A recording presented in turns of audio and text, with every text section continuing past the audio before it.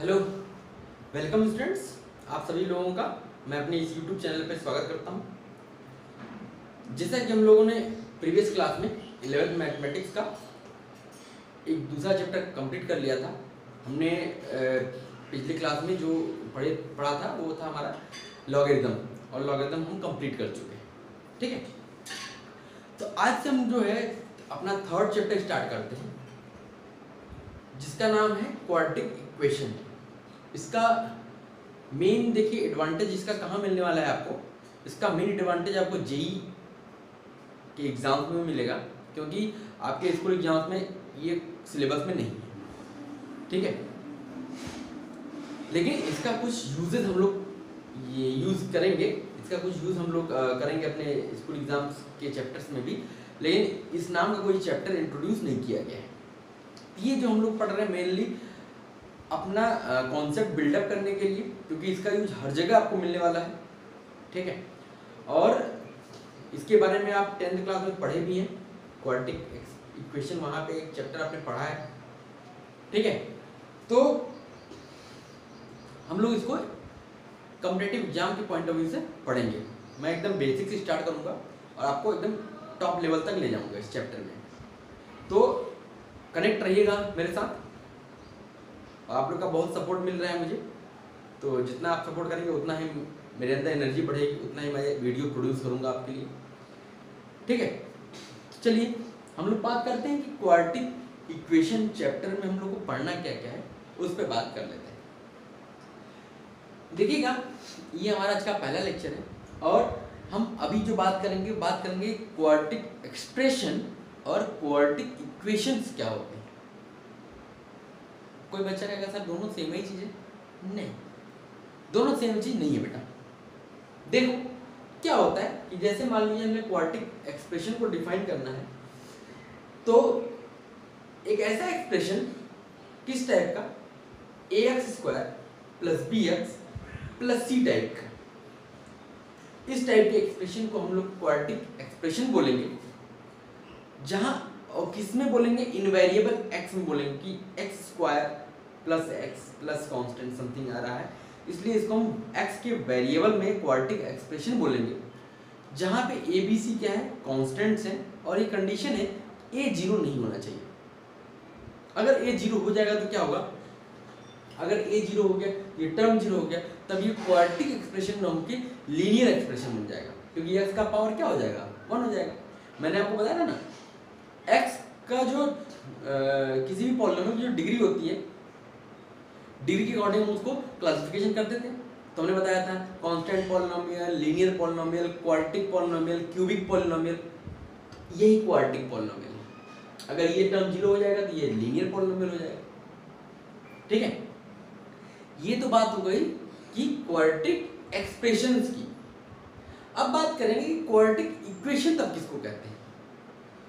जब क्या है कि अगर हमने इसी एक्सप्रेशन के आगे 0 लगा दिया, इक्वेट करके लिख दिया ax² + bx + c = 0, तो ये हमारा क्या बन गया, एक हमारा क्वाड्रेटिक इक्वेशन बन गया।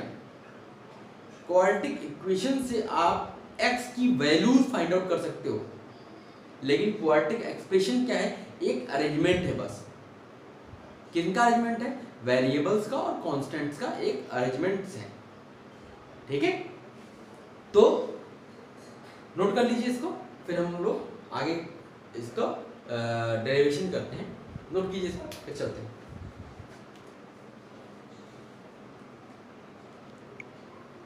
चलिए अब हम बात करते हैं, हमने पहले ही नोट कर लिया है कि a ≠ 0। ठीक है, अब देखिएगा हम लोगों ने क्या करना है, ax² + bx + c, ये क्वाड्रेटिक एक्सप्रेशन था।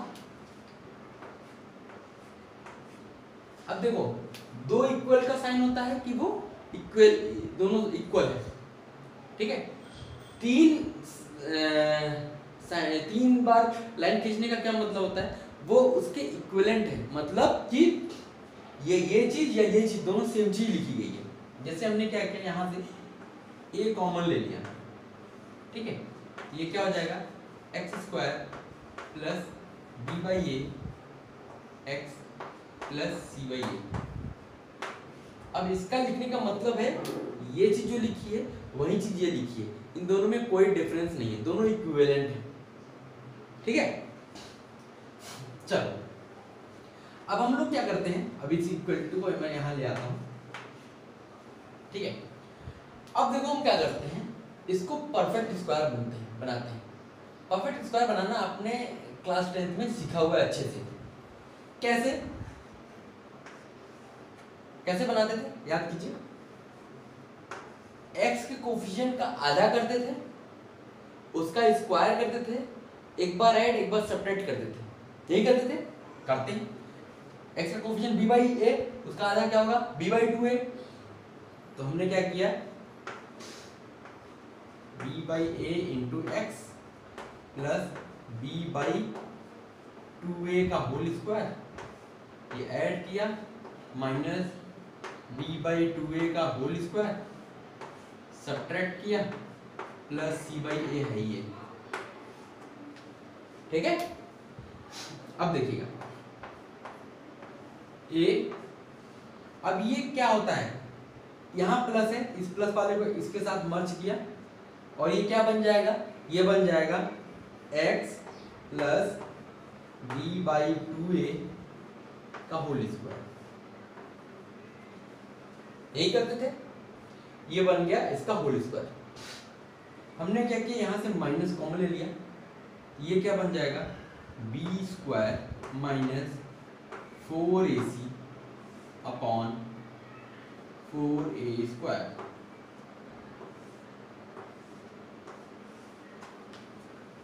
ठीक है, ये मिल गया। जहां पे अब हम लोगों ने क्या किया, अब हम ये जानते हैं कि let d is equal to, क्या यहाँ पर देते हैं d को, b स्क्वायर माइनस 4ac, इसको क्या बोलते थे हम लोग, discriminant.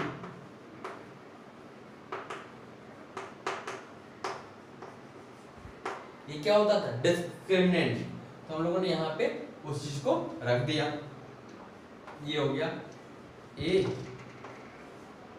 x plus b by 2a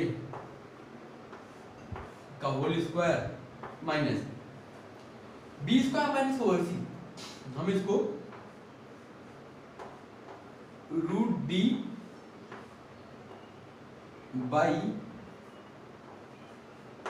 2a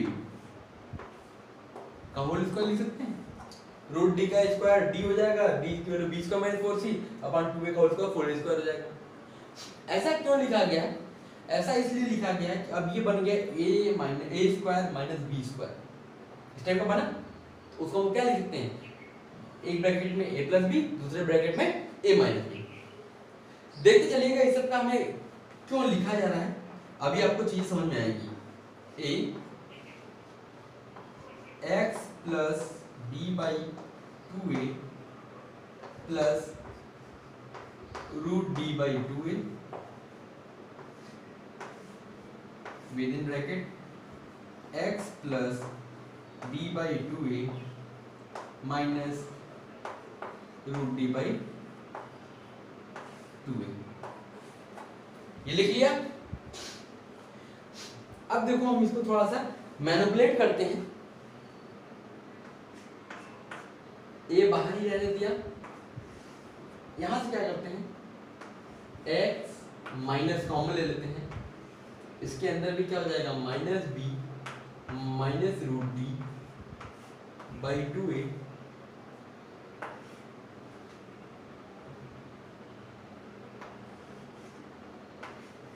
ये हो गया।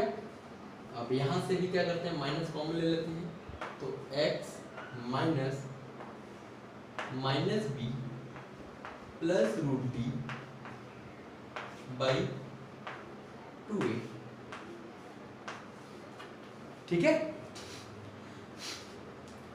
अब देखो क्या है, ये देखो किस फॉर्म का लिखा हुआ है, a x minus alpha x minus beta. इसी टाइप में लिखा हुआ है ना, ये हो गया अल्फा और ये हो गया बीटा, इसको क्या मान लिया सी। ठीक है, तो अब हमने, मेरा बेसिकली क्या हो गया कि ये एक्सप्रेशन जो था अब आ गया ये ax square plus b x plus c, इसके इक्विवेलेंट आ गया a x minus alpha into x minus beta. Alpha beta क्या है ये, मतलब दोनों चीज क्या है, सेम लिखी गई है। ठीक है, अब देखो इसके लिखने की हमको जरूरत क्यों पड़ी, अब देखते हैं। इतना नोट कर लीजिए, फिर हम आगे बताते हैं क्या इसका आगे का वो है। नोट कीजिए इसको, क्योंकि हम इसको मिटा के क्या आगे करना है। Note down. अब देखो क्या है बेटा, कि अभी हमने क्या डिफाइन कर लिया कि ax square plus bx plus c is equivalent to ax minus alpha into x minus beta, जहां अल्फा बीटा क्या है minus b plus root d by two है और बीटा क्या है minus b minus root d by two है। ठीक है, अब देखो क्या है, ये जो इक्वेशन वन हमने लिखा है ये वैलिड है even if a b c are not constants. अगर ए बी सी हमारे कॉन्स्टेंट्स नहीं है तो भी ये वैलिड है। जैसे ए बी सी अगर मान लीजिए एक्स के कुछ ना कुछ वेरिएबल्स हैं तो भी इक्वेशन सेम ही होगी। क्यों, जो ए की मान ली वैल्यू एक्स है तो एक्स क्यूब हो जाएगा, यहाँ भी एक्स क्यूब आएगा क्योंकि एक्स स्क्वायर इंटू ए एक्स क्यूब, तो दोनों चीज क्या होगा, वैलिड होगा। अगर कांस्टेंट नहीं है तो भी ये दोनों तरफ सेम ही चीज लिखी होगी। ठीक, अगर मान लिया ए बी सी हमारे कांस्टेंट्स हैं, मान लिया कि ए बी सी हमारे कांस्टेंट्स हैं और a does not equal to zero है, ए बी सी कांस्टेंट्स है और ए जीरो नहीं है, then x square plus b x plus c equal to zero, जो हमारा क्वाड्रेटिक इक्वेशन है वो क्या होगा, क्योंकि ये लिखा जा सकता है, इसका मतलब है a x minus alpha x minus beta equal to zero. जब भी हम इस फॉर्म में लिख लेते हैं इसका मतलब है, अब यहाँ पे देखिए तीन टर्म्स का प्रोडक्ट जीरो है, a x minus alpha x minus beta का प्रोडक्ट जीरो। अब ये जीरो तभी हो सकता है जब उनमें से एटलीस्ट वन जीरो, कम से कम कोई एक जीरो। ये प्रोडक्ट तभी जीरो हो सकता है जब उनमें से कम एक जीरो हो या तीनों जीरो हो या दो जीरो हो। ठीक है, तो इसका मतलब है अभी हमने यहाँ कह दिया कि ए जीरो नहीं है, इसका मतलब ये जीरो के बराबर तो हो नहीं सकता, ये तो खत्म हो गया। इसका मतलब हमारे पास दो ही केस बचे, या तो ये जीरो होगा या तो जीरो होगा। इसका मतलब है a does not equal to zero है, इसका मतलब है कि x equal to alpha and x equal to beta are the roots of the equation। Roots या जीरोस क्या होते थे, मैंने बताया था आपको कि रूट्स या जीरोस वो चीज होती है जिसके लिए क्या होता है कि क्वाड्रेटिक एक्सप्रेशन की वैल्यू जीरो हो जाए। तो इसका मतलब एक बार अगर x इक्वल टू अल्फा रख दोगे तो भी ये जीरो हो जाएगी, या x इक्वल टू बीटा रख दोगे तो भी ये जीरो हो जाएगी। तो इसका मतलब x equal to alpha and x equal to beta are the roots of the equation 2। अब यहां से हमें एक चीज समझ में आई कि एवरी क्वाड्रेटिक इक्वेशन, हर एक क्वाड्रेटिक इक्वेशन का हैव एग्जैक्टली टू रूट्स। केवल और केवल दो ही रूट्स हो सकते हैं, दो से ज्यादा रूट्स नहीं हो सकते और दो से कम रूट्स नहीं हो सकते, एग्जैक्टली दो ही रूट हो सकते हैं। ठीक है, नोट कीजिए, अभी कुछ एग्जांपल से आपको समझाएंगे तो समझ जाएंगे। नोट कीजिए इसको। जैसे मान लिया एक हमारे पास क्वाड्रेटिक इक्वेशन लिखी गई है, कहता है कि x माइनस वन का whole square equal to zero. अब यहां से क्या चीजें आप कह सकते हो, जैसे अगर यहां से हम पूछें कि भाई इसके कितने रूट्स हैं, अगर मैं पूछूं यहां से find roots of above quadratic equation, ये पहला चीज पूछ दिया। दूसरा चीज find solution, number of solution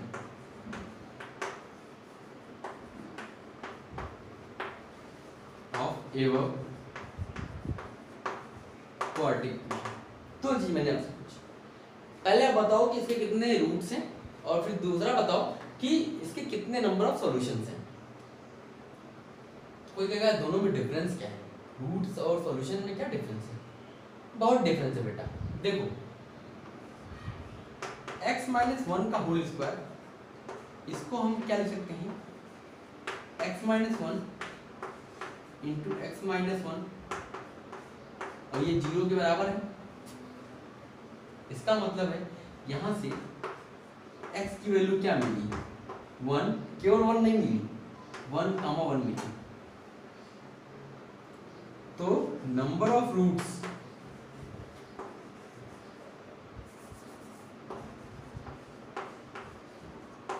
क्या हो गया, 1 and 1, इसके 2 रूट्स, ठीक है। और हम बात करेंगे नंबर ऑफ सॉल्यूशन की। नंबर ऑफ सॉल्यूशन कितने हैं, 1, और वो है क्या, x इक्वल टू 1। तो इसका मतलब है इसके 2 रूट्स हैं लेकिन एक सॉल्यूशन है। कौन सा सॉल्यूशन, x इक्वल टू 1। ये डिफरेंस होता है रूट्स और सॉल्यूशंस में। समझ में चीजें आई, नोट कर लीजिए, फिर आगे चलते हैं।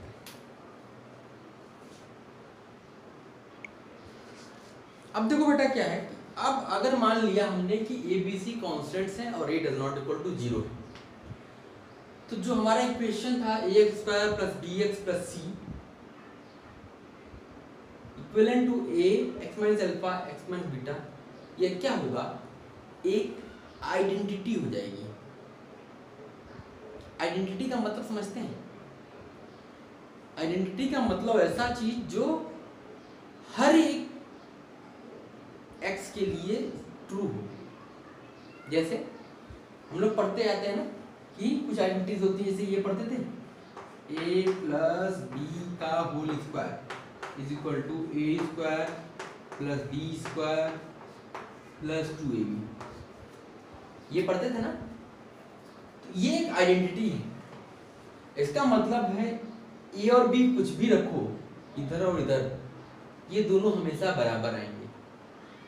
ए और बी की वैल्यू कुछ भी रखिए ये हमेशा इक्वल ही आएंगे। तो ऐसे को हम लोग बोलते हैं आइडेंटिटी। जैसे ये भी पढ़ते थे ना, sine square theta plus cos square theta is equal to 1। अब यहां पे थीटा कुछ भी रख लो, ये हमेशा इसी 1 के बराबर आएगा, दोनों आपस में इक्वल होंगे। तो थीटा की कोई भी वैल्यू रख लो वो हमेशा दोनों सेम चीज आती है। इसलिए ऐसे चीजों को हम लोग क्या बोलते हैं, आइडेंटिटी बोलते हैं। लिखते हैं ना सर्टेन आइडेंटिटीज और सारा फॉर्मूला लिखते हैं। जो फॉर्मूला होता है बेसिकली क्या होता है, आइडेंटिटी होती है। हम इसको ये लिख सकते हैं, क्यों लिख सकते हैं, क्योंकि ये और ये दोनों सेम ही चीज है। ऐसे ही हम इसको ये लिख सकते हैं या इसको ये लिख सकते हैं, क्योंकि दोनों क्या है, सेम चीज है। x की कोई भी वैल्यू आप रख दो ये हमेशा दोनों सेम ही आएगा। समझ में आया? तो ये क्या होता है, ये हमारी क्या है, आइडेंटिटी है, ठीक है। और आइडेंटिटी हमारी क्या होती है, हर एक x के लिए क्या होती है, ट्रू होती है। अब अगले टॉपिक पे, नेक्स्ट पॉइंट पे आते हैं कि जैसे हमने मान लिया कि ये हमारी क्या है, एक आइडेंटिटी है, गिवन है कि ABC कांस्टेंट्स है और a does not equal to 0 है। हेंस अब क्या होगा कि ax square plus bx plus c is equal to a x minus alpha x minus beta. तो अब हमने यहां क्या किया, इसको मल्टीप्लाई कर दिया। देखिए क्या आएगा, x square minus alpha plus beta into x plus alpha beta, ठीक है। इस a को भी अंदर भेज दो, ax square minus a alpha plus beta into x plus a alpha beta, ठीक है। ये हमने लिख लिया। तो अब जैसे क्या है, now above is an identity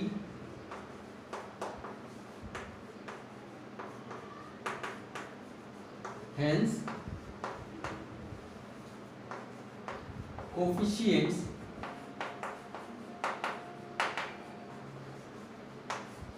of both sides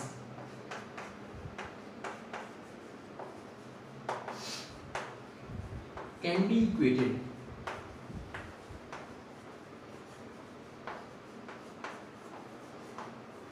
दोनों साइड्स के कोफिशिएंट्स को हम लोग इक्वेट कर सकते हैं।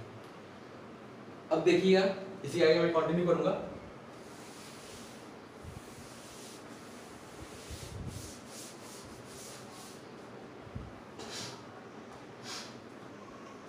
तो देखिए हम इक्वेट करते हैं, तो यहां से एक्स स्क्वायर का कोफिशिएंट यहाँ a है, यहाँ पे भी क्या है a है, तो a is equal to a मिलेगा।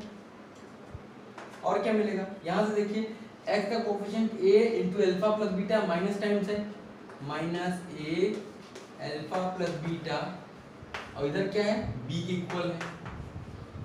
और यहाँ पे इसका कोफिशिएंट a एल्फा बीटा है, और यहाँ पे क्या है c है, a alpha beta is equal to c। ठीक है, अब देखो क्या है कि a की वैल्यू a है, यहाँ से एल्फा प्लस बीटा की वैल्यू क्या आ जाएगी माइनस बी बाई ए, और यहाँ से एल्फा बीटा की वैल्यू क्या आ जाएगी सी बाई ए मिलेगा।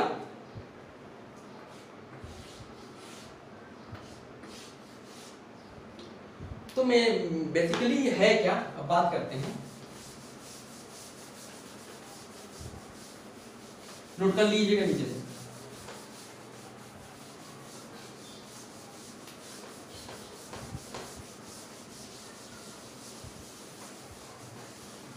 अब देखिए इसका मतलब है कि हेंस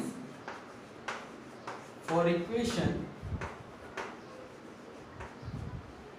कौन से इक्वेशन के लिए,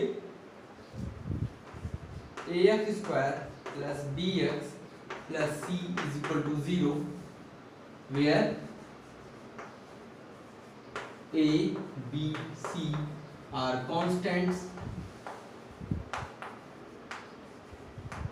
and a does not equal to 0। इस इक्वेशंस के लिए क्या आया, सम ऑफ रूट, इसके दो ही रूट्स हैं, इसको हमने s से दिखा दिया, और ये क्या आया अल्फा प्लस बीटा, दो ही रूट्स थे अल्फा और बीटा, और इसकी वैल्यू आई क्या माइनस बी बाई ए। ठीक है, प्रोडक्ट ऑफ रूट्स,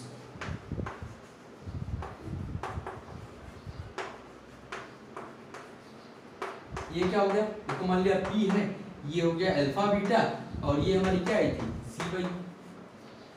तो अब हम इसको याद रखेंगे।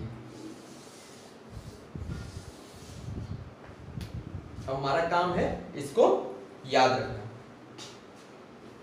तो अब देखो क्या है कि हमने ax square plus bx plus c को क्या लिखा था, a x minus alpha x minus beta, इसी को क्या लिखा था a x square minus alpha plus beta into x plus alpha beta. अब इसी को क्या लिख सकते हैं, a x square minus alpha plus beta S है एस एक्स प्लस पी। इसका मतलब है अगर ये जीरो है तो यहां से क्या मिल जाएगा, a times x square minus s x plus p is equal to.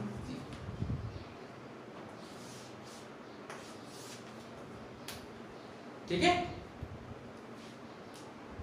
तो ये सारी चीजें हो गई, नोट कर लीजिए, फिर आगे चलते हैं।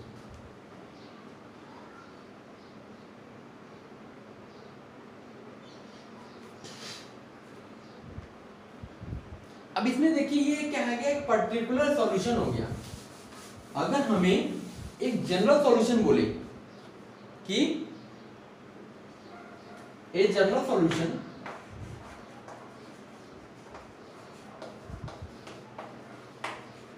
with roots alpha and beta, roots अगर अल्फा बीटा है तो एक general solution, general quadratic equation with roots alpha and beta, इसको हम लोग क्या लिखेंगे, इसको हम लोग लिखेंगे lambda times x square minus alpha plus beta into x plus alpha beta is equal to 0। Lambda times x square minus s x plus p is equal to 0। ये हमारा क्या है,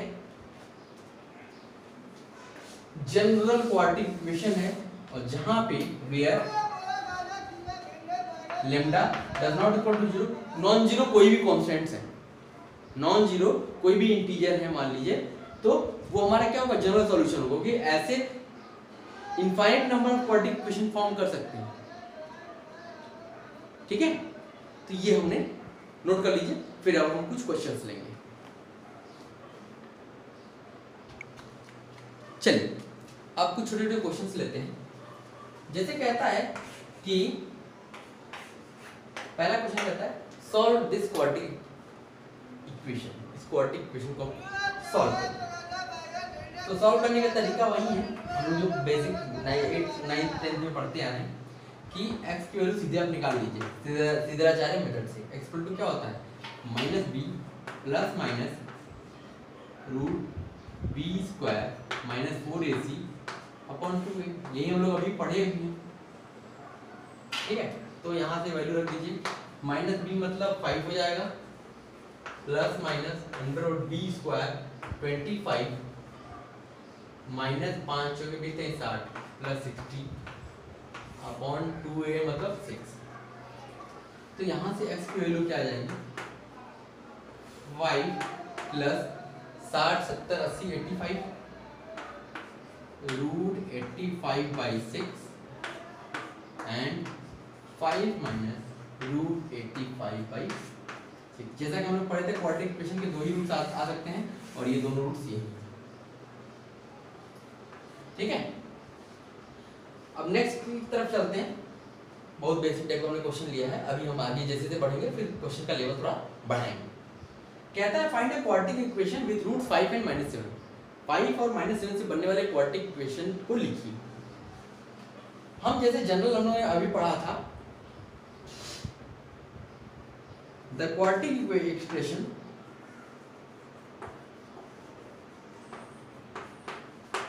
equation with roots alpha and beta is, क्या हमने पढ़ा था, उसको पढ़ा था कि ax स्क्वायर, या हम लोगों ने ऐसे रोल कर लिया, x square minus alpha plus beta into x plus alpha beta is equal to 0, यही पढ़ा था हमने। तो अल्फा बीटा की जनरल रूट, जनरल लिख सकते हैं, लैम्डा लगा दीजिए, जनरल क्वाड्रेटिक इक्वेशन बन जाएगी। हम यहाँ पे अल्फा और बीटा की वैल्यू लगाते हैं, x square minus alpha plus beta 5 minus 7 minus 2 minus plus 2 2x और माइनस 35 इज इक्वल टू 0। ये हमारा क्या आ गया, क्वाड्रेटिक इक्वेशन जिसका रूट्स क्या है 3 5 और -7। ठीक है, तो एक क्वेश्चन मैं आप लोग को देता हूँ, इसको आप ट्राई करिएगा खुद से, फिर अगले क्लास में मैं इसको डिस्कस करूंगा। नोट कर लीजिए, फिर मैं क्वेश्चन पुट कर देता हूँ। ये क्वेश्चन एक लिखा हो गया बेटा, इसको आप लोग खुद से ट्राई करने की कोशिश कीजिएगा, मैं अगले क्लास में इसको एक्सप्लेन करूंगा। क्वेश्चन क्या है, alpha beta with the roots of this equation 4x square plus 6 minus 9 इसके रूट्स हैं। तो कहता है फाइंड करिए alpha square plus beta square, alpha cube plus beta cube, alpha by beta plus beta by alpha, 3 minus alpha into 3 minus beta, 25 minus alpha square into 25 minus beta square. इस question को try कीजिएगा, होता है या नहीं होता है आप कोशिश करिएगा, फिर अगले क्लास में मैं इसको डिस्कस करूंगा। ठीक है, तो आज की क्लास में बस इतना ही, फिर अगले क्लास में हम लोग मिलते हैं और इसके आगे कंटिन्यू करते हैं। ये बहुत बेसिक से मैं स्टार्ट कर रहा हूँ बेटा, इसलिए हर लेक्चर को देखिएगा, हर लेक्चर से प्रॉपर नोट्स बनाइएगा, क्योंकि एक बार आपने अगर प्रॉपर नोट्स बना लिए हैं फिर क्वेश्चन आप लगाओगे, कहीं से भी कोई क्वेश्चन उठाओ, चाहे जेई मेंस का, चाहे जेई एडवांस का, चाहे किसी भी कॉम्पिटिटिव एग्जाम को उठाओगे, सारे क्वेश्चंस आप कर पाओगे, ये गारंटीड है। क्योंकि क्या होता है बेटा, क्या कोई भी क्वेश्चन लगाने के लिए हमारे पास क्या है कि जब तक हम एक बार किसी चीज़ को पूरी तरीके से पढ़ेंगे नहीं, उससे पहले अगर हमने क्वेश्चंस उठा लिए तब तो फिर क्वेश्चंस होने से रहे। इसलिए पहले हमारा काम क्या होना चाहिए, पहले पूरी चीज़ें पढ़ लीजिए, A to Z पूरा बेसिक से आप स्टार्ट कीजिए, एक डीप लेवल तक पढ़ लीजिए। पढ़ने के बाद फिर क्वेश्चंस का उठाइए और बहुत बेसिक लेवल से क्वेश्चन करना शुरू कीजिए, एकदम जीरो लेवल से। जीरो लेवल मतलब लगता है कि यार ये तो बहुत छोटा क्वेश्चन, ये हम नहीं करेंगे, लेकिन करिए उसको करने से आपको कॉन्फिडेंस बढ़ेगा। ठीक है, तो ठीक है, आप क्वेश्चंस लगाते रहिए, फिर अब अगली क्लास में हम लोग मिलते हैं। तब तक के लिए थैंक यू।